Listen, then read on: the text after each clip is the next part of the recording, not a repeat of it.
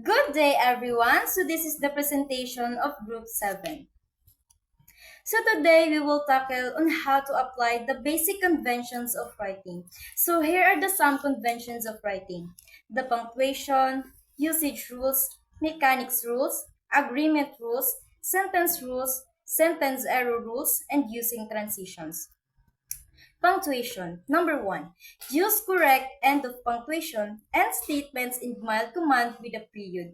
Use periods for declarative sentences and mild commands. Example, the cat sat on the mat.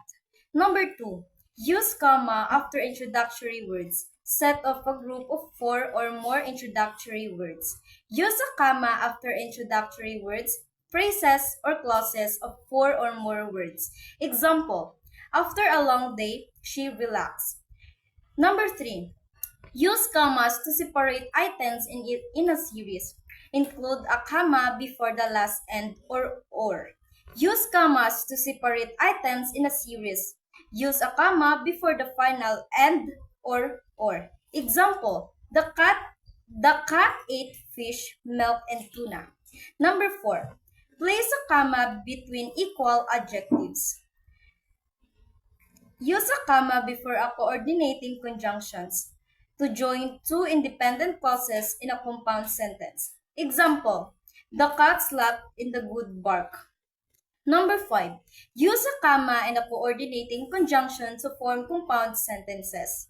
You can join two sentences, independent clauses, with a common followed by coordinating conjunctions and but or nor, for, so, yet. Number 6. Use a semicolon to form compound sentences. You can join two closely related sentences with a semicolon. Number 8. Use an apostrophe to show position. Example, the cat's toy. Number 9. Use quotation marks around the speaker's exact word.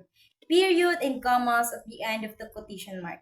Number 10. Set of titles of short works with quotation marks. Use italics or underlining for long works.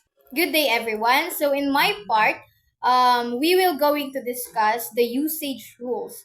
Number 1, accept and accept. The verb accept means receive, and the proposition accept means other than. Accept or receive something or willingly. For example, I accept your gift. Number 2 is the accept. It is the preposition excluding or leaving out. For example, I like all vegetables except Brussels and sprouts. Number 2, affect or effect.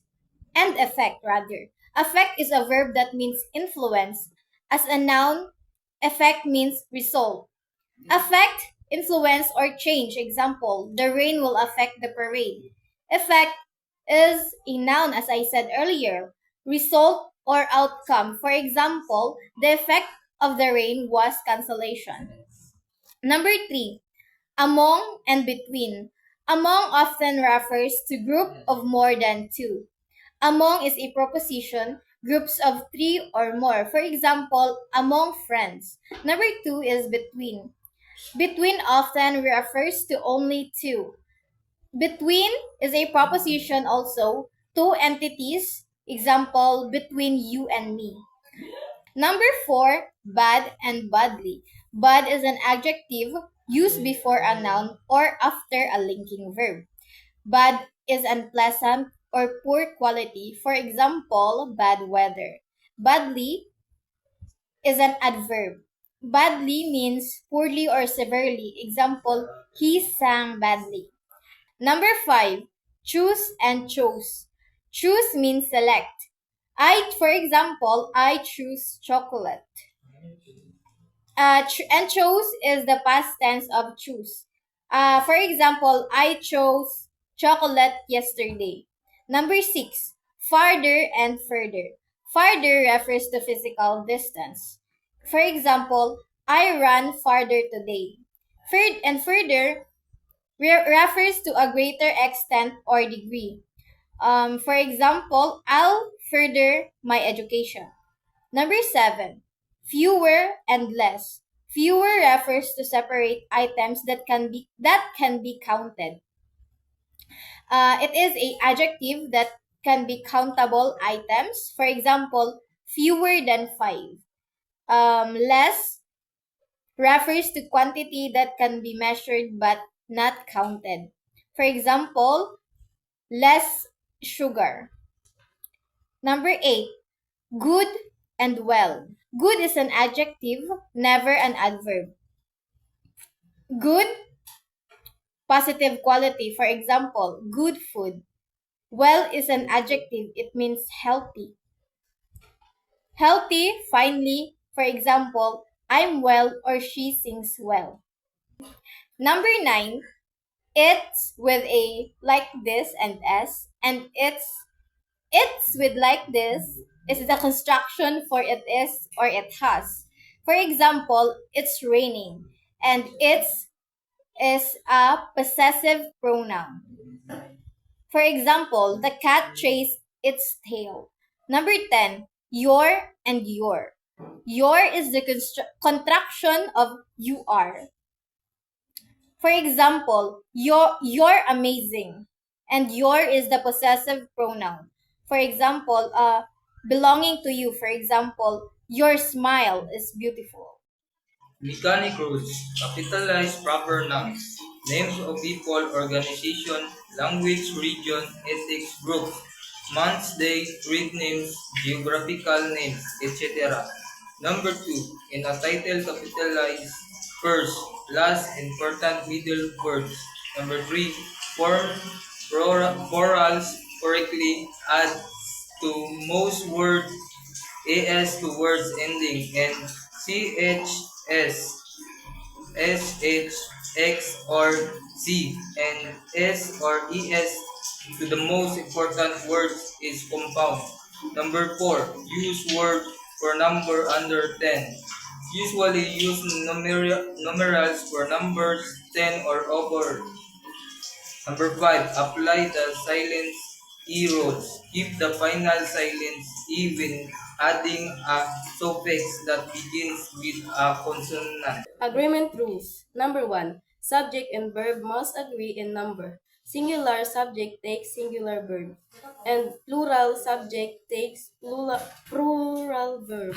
Number 2. Compound subject joined by and are plural or two more subjects. Joined by and take a plural verb. Number 3. Some compound subjects are joined by or match the verb to the last subject. Number 4. Pronouns must agree in their antecedents and person, number, and gender. Sentence rules. A sentence needs a subject and a predicate. The subject is a noun, pronoun, or word group that function as a noun. The predicate includes the verb and tells what the subject is doing or being. Example, the cats play. The subject is to play is the cat's favorite activity. So the predicate is whoever wants to see a funny sight should watch my cat play. Number 2, a command has an implied subject. The subject as a sentence is the person or thing performing the action. A command tells someone to do the something. Example number 3. Question and other construction have inverted structure. This means that the subjects comes after the verbs. Often use a structure called inversion, where the verb comes before the subject. This helps signal that a question is being asked. Example, are you going to the party instead of you are going to the party? So, question often begin with words like who, what, where, when, why, and how. These words help specify the type of information being requested. Example of where are you going? Number 4, a sentence must express a complete thought. Subordinate clauses and relative clauses have subject and verb, but they do not express complete thoughts.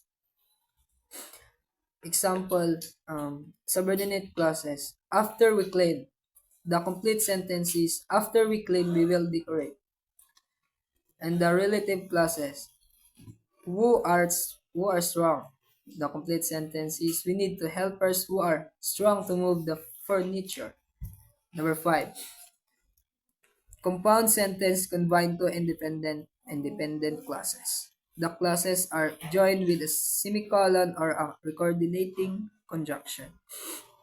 A compound sentence combining two or more independent clauses joined together by a coordinating conjunction like and, but, or, so, far, yet, or nor.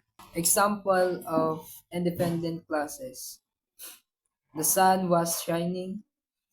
Independent clause 2. The birds were singing. The compound sentence is the sun was shining. The birds were singing. Number 6. Complex sentence combine independent clauses with one or more dependent clauses, subordinate or relative. Subordinating clauses begin with subordinating conjunctions. After, because, although, and relative clause begin with relative pronouns. Who, which, that. Example of subordinate clause. Although the class hadn't started, my friend was already working. Example of relative clause. My friend who is planning to be a teacher is an excellent tutor. Sentence error rules. 1. Fix sentence fragments. Add whatever part of the fragments is missing.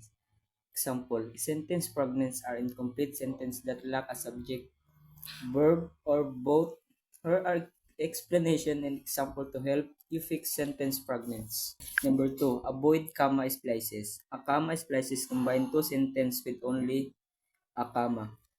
Example, comma splices occur when two independent clauses complete sentence are joined with a comma without proper conjunction. Here's how to identify and avoid comma splices. Number 3. Correct run-on sentences. A run-on sentence combines two sentences without any punctuation or conjunction. Run-on sentences occur when two or more independent clauses complete sentences are joined without proper punctuation or conjunction. Number 4. Split up rambling sentences. Rambling sentences include too many related ideas in a long sentences. Example number 1. Two independent clauses complete sentences without conjunction and punctuation. Number 5. Use parallel construction. Connect item of similar structure when using coordinating conjunctions, all nouns, all adjectives, all phrases, all causes. Example, parallel construction or parallelism ensure that similar elements within a sentence or text are presented in a consistent grammatical form. Using transition. Transition are useful in all type of writing. In paragraphs, transition connect sentences and ideas. In longer writing, transition can connect one paragraph to the next. They are the example of using transition. Number 1. To show addition. Using transition to show addition involves employing words or phrases that help connect ideas by signaling that more information or points are being added. The example is again, beside, first, also, even more, further, and or nor, finally, and next. Number 2. To show time. To show the passage of time is a common technique in storytelling within film, writing, or other media. There are sample. Number 2. To show time. Using a transition to show the passage of time is a common technique in storytelling, whether in film, writing, or other media.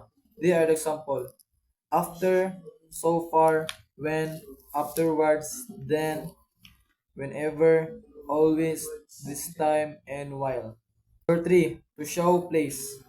Using transition to show place help clarify where something is happening in your writing. They are example. Above, beyond, neighboring on, below, here, opposite to, adjacent to, nearby, and there. Number 4. To show exemplification or illustration. Exemplification or illustration transition help clarify a point of providing a sample or detailed explanation. Number 5. To compare. When using the transition word to compare, it introduces a similarity or a comparison between two or more things. They are example. By the same token, by the same way, in like manner, likewise, in similar fashion, and similarity. Number 6. To contrast. The, tran- the transition to contrast is used to highlight differences between two ideas, points, or concepts. They are example. After all, but, thought, and yet, however, yet, at the same way, in other way, otherwise. Number 9. To show qualification. To show qualification is using transition typically means demonstrating the ability and knowledge to use transition effectively in various contexts. Show concession. In writing, a concession is a rhetorical strategy used to acknowledge a point made by the opposing side or an alternative perspective. Number 11. To show summary. A summary transition refers to a type of transition used in writing, speeches, or presentation to help summarize and wrap up the key points before moving on to the next section or topic. The last sample of using transition is to show conclusion. Using transition to show a conclusion in writing helps guide the reader to the final point, summarizing key ideas or indicating a logical ending. They are the sample. Finally, in conclusion and to conclude.